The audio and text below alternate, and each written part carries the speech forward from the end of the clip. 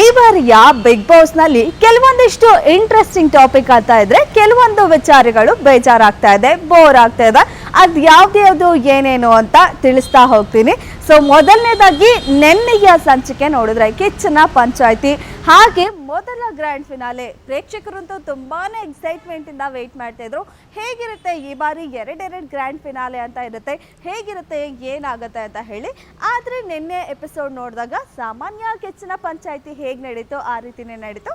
But ಏನು finalist ಅಂತ ಆಗಿದ್ರು, ಅವರಲ್ಲಿ ಒಬ್ರನ್ನ ಫೈನಲಿಸ್ಟು ಫಿನಾಲೆ ವಿನ್ನರ್ ಆಗಿದ್ದಾರೆ ಅನ್ನೋ ರೀತಿಯಲ್ಲಿ ತೋರಿಸಿದ್ರು. ಒಂದು ಸಾಮಾನ್ಯವಾಗಿ ಬಿಗ್ ಬಾಸ್ ಮನೆಯಲ್ಲಿ ಆಡಿಸೋ ರೀತಿ ಒಂದು ಟಾಸ್ಕನ್ನು ಆಡಿಸಿ ಅದರಲ್ಲಿ ವಿನ್ ಆದವರಿಗೆ ವಿನ್ನರ್ ಆಗಿದ್ದೀರಾ, ಮೊದಲನೇ ಗ್ರ್ಯಾಂಡ್ ಫಿನಾಲೆ ವಿನ್ನರ್ ಆಗಿದ್ದೀರಾ ಅಂತ ತಿಳಿಸಿ ಅವ್ರಿಗೊಂದು ಸ್ಪೆಷಲ್ ಪವರನ್ನು ಕೊಟ್ಟರು. ಮುಂದೆ ಒಂದಿನ ಅವರು ಯಾವಾಗಾದ್ರು ನಾಮಿನೇಟ್ ಆದಾಗ ಎಲಿಮಿನೇಟ್ ಆಗ್ತಾ ಇದ್ದೀವಿ ಅನ್ನೋ ಪರಿಸ್ಥಿತಿ ಬಂದಾಗ ಆ ಪವರನ್ನು ಯೂಸ್ ಮಾಡ್ಬೋದು, ಅವ್ರನ್ನ ಅವರು ಸೇಫ್ ಮಾಡ್ಕೋಬೋದು ಅನ್ನೋ ಪವರನ್ನು ಕೊಟ್ಟರು. ಇದು ನಿನ್ನೆಯ ಬಿಗ್ ಬಾಸ್ನ ಮೊದಲ ಗ್ರ್ಯಾಂಡ್ ಫಿನಾಲೆ ಆಗಿತ್ತು. ಇನ್ನು ಕಿಚ್ಚನ ಪಂಚಾಯಿತಿಯಲ್ಲೂ ಕೂಡ ಈ ವಾರದ ಸಾಕಷ್ಟು ವಿಚಾರಗಳು ಚರ್ಚೆ ಆಗುತ್ತೆ ಅಂತ ಆಲ್ರೆಡಿ ಸೋಷಿಯಲ್ ಮೀಡಿಯಾದಲ್ಲಿ ಟಾಕ್ ಶುರು ಆಗಿತ್ತು. ಮೊದಲನೇದಾಗಿ ಮೇನ್ ಆಗಿ ಹೇಳಬೇಕು ಅಂದರೆ ಅಶ್ವಿನಿ ಗೌಡ ಹಾಗೆ ಜಾನ್ವಿ ಅವರ ಬಿಹೇವಿಯರು ಬಿಗ್ ಬಾಸ್ ಮನೆಯಲ್ಲಿ ತುಂಬಾ ಸದ್ದು ಮಾಡಿತ್ತು. ಅದನ್ನು ಸುದೀಪ್ ಸರ್ ಹೆಚ್ಚಾಗಿ ಕ್ಲಾಸ್ ತಗೋತಾರೆ ಅಂತ ತುಂಬಾ ಎಕ್ಸ್ಪೆಕ್ಟ್ ಮಾಡಿದರು. ಬಟ್ ಆದರೆ ಅಷ್ಟೊಂದು ಜನ ಎಕ್ಸ್ಪೆಕ್ಟ್ ಮಾಡಿದ್ದ ರೇಂಜಿಗೆ ಕ್ಲಾಸ್ ತಗೊಳ್ಳಿಲ್ಲ ಅಂತ ಅನಿಸುತ್ತು. ಕೆಲವೊಂದು ಮಾರಲಿ ಸ್ಟೋರಿ ಹೇಳೋ ಮೂಲಕ ಅವರಿಗೆ ಇಂಡೈರೆಕ್ಟಾಗಿ ಆ್ಯಂಡ್ ಡೈರೆಕ್ಟಾಗಿ ಕೂಡ ಅವರಿಗೆ ಅರ್ಥ ಆಗೋ ರೀತಿ ಹೇಳಿದರು. ಬಟ್ ಆದರೆ ಅಶ್ವಿನಿ ಅವರಿಗಾಗಲಿ ಅಥವಾ ಜಾನ್ವಿ ಅವರಿಗಾಗಲಿ ತಾವು ಮಾಡಿದ್ದ ತಪ್ಪು ಅನ್ನೋದು ಒಂದು ರೀತಿ ಒಂದು ಸ್ವಲ್ಪನೋ ಪಾಪ ಪ್ರಜ್ಞೆ ಕಾಡ್ತು ಅಥವಾ ಅದು ಅವ್ರಿಗೆ ರಿಯಲೈಸ್ ಆಯಿತು ಅಂತ ಖಂಡಿತ ಯಾರಿಗೂ ಕೂಡ ಅನ್ನಿಸ್ಲೇ ಇಲ್ಲ. ಇವನ್ ಅಲ್ಲಿ ಒಂದು ವಿಡಿಯೋವನ್ನ ಪ್ಲೇ ಮಾಡಿದಾಗಲೂ ಕೂಡ ಅಷ್ಟೇ, ನೋಡಿದ್ರ ನಮ್ದೇನು ತಪ್ಪಿಲ್ಲ, ನಾವೇನು ಮಾಡಿಲ್ಲ ಅನ್ನೋದು ಇವಾಗಾದರೂ ಅರ್ಥ ಆಯ್ತಾ ಅಂತ ಹೇಳಿದ್ರು. ಅದೇ ಇನ್ನೊಂದು ವಿಡಿಯೋ ಅವ್ರು ಮಾಡಿರುವಂತಹ ಕೆಲಸ ಗೆಜ್ಜೆ ಅಲ್ಲಾಡ್ಸಿರೋ ವಿಡಿಯೋನ ಪ್ಲೇ ಮಾಡಿದಾಗ ತುಂಬ ತಮಾಷೆಯಾಗಿ ತಗೊಂಡ್ರು, ನಾವು ಫನ್ ಮಾಡಿದ್ವಿ ಅನ್ನೋ ರೀತಿಯಲ್ಲಿ ಹೇಳಿದ್ರು. ಒಂದು ರೀತಿಯಲ್ಲಿ ಇದು ಹೇಗಾಗತ್ತೆ ಅಂದರೆ ಅವ್ರು ತಪ್ಪು ಮಾಡಿದ್ದಾರೆ ಅಂತ ಗೊತ್ತಿದ್ರು, ಇಲ್ಲ ನಾವು ತಪ್ಪೇ ಮಾಡಿಲ್ಲ, ಸರಿ ನಮ್ಮದೇ ಸರಿ ಅಂತ ವಾದ ಮಾಡ್ತಾರಲ್ಲ, ಅದರಲ್ಲಿ ಅವರು ಎಷ್ಟು ಮೂರ್ಖರು ಅನ್ನೋ ರೀತಿ ನಮ್ಮ ಪ್ರೇಕ್ಷಕರಿಗೆ ಅದು ರೀಚ್ ಆಗುತ್ತೆ. ಅಲ್ಲಿ ಅವ್ರು ತಪ್ಪು ಮಾಡಿರೋದು ಇಡೀ ಜನತೆ ನೋಡಿದೆ, ಆದರೂ ಕೂಡ ನಾವು ಸರಿ ನಾವು ಮಾಡಿ ತಪ್ಪಲ್ಲ ಅನ್ನೋ ರೀತಿ ವಾದ ಮಾಡಿದ್ರಿಂದ ಈಗ ಅವರ ವ್ಯಕ್ತಿತ್ವ ಹೇಗೆ ಅನ್ನೋದು ಜನಕ್ಕೆ ರೀಚ್ ಆಗ್ತಾ ಇದೆ. ಇನ್ನು ಇವತ್ತಿನ ಸಂಚಿಕೆಯಲ್ಲಿ ನೋಡ್ತಾ ಹೋಗೋದಾದ್ರೆ ಮತ್ತೊಂದಷ್ಟು ಜನ ಬಿಗ್ ಬಾಸ್ ಮನೆ ಒಳಗೆ ಹೋಗ್ತಾರಂತೆ. ನಿನ್ನೆ ಸಂಚಿಕೆಯಲ್ಲಿ ಇಬ್ಬರು ಎಲಿಮಿನೇಟ್ ಆಗಿದ್ದಾರೆ, ಮಂಜು ಭಾಷಿಣಿ ಹಾಗೆ ಅಶ್ವಿನಿ ಅವರು. ಸೊ ನಾರ್ಮಲ್ ಆಗಿ ಗೆಸ್ ಇತ್ತು ಅವರೇ ಎಲಿಮಿನೇಟ್ ಆಗ್ತಾರೆ ಅಂತ, ಯಾಕೆಂದರೆ ಬಿಗ್ ಬಾಸ್ ಮನೆಯಲ್ಲಿ ಅಷ್ಟಾಗಿ ಆಟ ಆಡ್ತಾ ಇರಲಿಲ್ಲ, ಟಾಸ್ಕ್ಗಳಲ್ಲಿ ಯಾವುದು ಮನೆಯಲ್ಲಿ ಹೆಚ್ಚಾಗಿ ಕಾಣಿಸ್ಕೊಳ್ತಾ ಇರಲಿಲ್ಲ.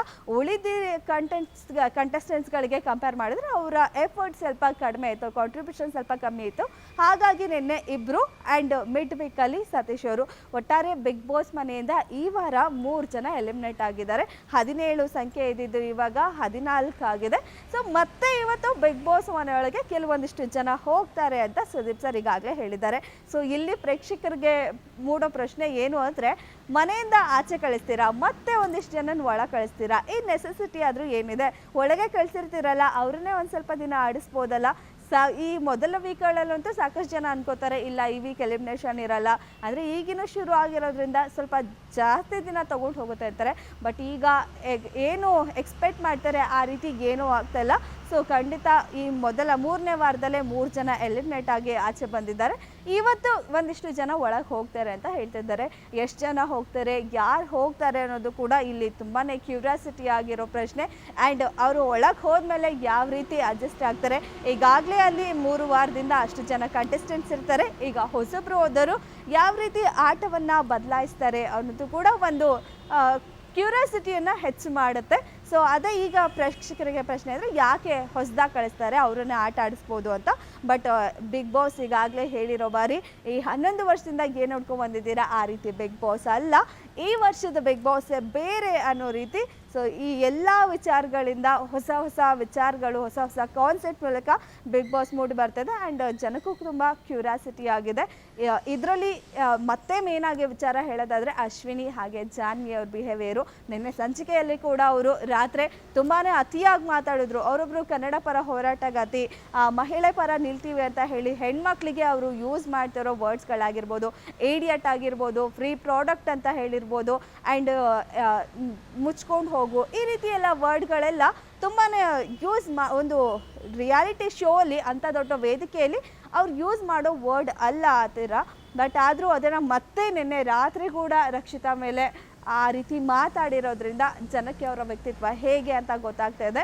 ಸೊ ನೋಡೋಣ ನಿನ್ನೆಯ ಕ್ಲಾಸಸ್ಸಲ್ಲಿ ಅಂದರೆ ಕಿಚನ ಪಂಚಾಯಿತಿಯಲ್ಲಿ ಸುದೀಪ್ ಸರ್ ತುಂಬ ಚೆನ್ನಾಗೇ ಕ್ಲಾಸ್ ತಗೊಂಡು ಚೆನ್ನಾಗಿ ಬುದ್ಧಿವಾದ ಹೇಳಿದ್ದಾರೆ. ಇದಾದ್ಮೇಲೆ ಆದರೂ ತಿದ್ಕೋತಾರ ಅಥವಾ ಇದೇ ರೀತಿ ಮುಂದುವರಿತಾರ? ಖಂಡಿತ ಇದೇ ರೀತಿ ಮುಂದುವರೆದ್ರೆ ಜಾಸ್ತಿ ದಿನ ಬಿಗ್ ಬಾಸ್ ಮನೆಯಲ್ಲಿ ಉಳಿಯುವ ಸಾಧ್ಯತೆ ಅಂತೂ ತುಂಬ ಕಡಿಮೆನೇ ಅಂತ ಹೇಳ್ಬೋದು. ಇದೆಲ್ಲಕ್ಕಿಂತ ಮೇಲಾಗಿ ಜನಕ್ಕೆ ಯಾವ ರೀತಿ ಅವರು ರೀಚ್ ಆಗ್ತಾರೆ ಅನ್ನೋದು ಇಂಪಾರ್ಟೆಂಟ್ ಆಗಿರುತ್ತೆ.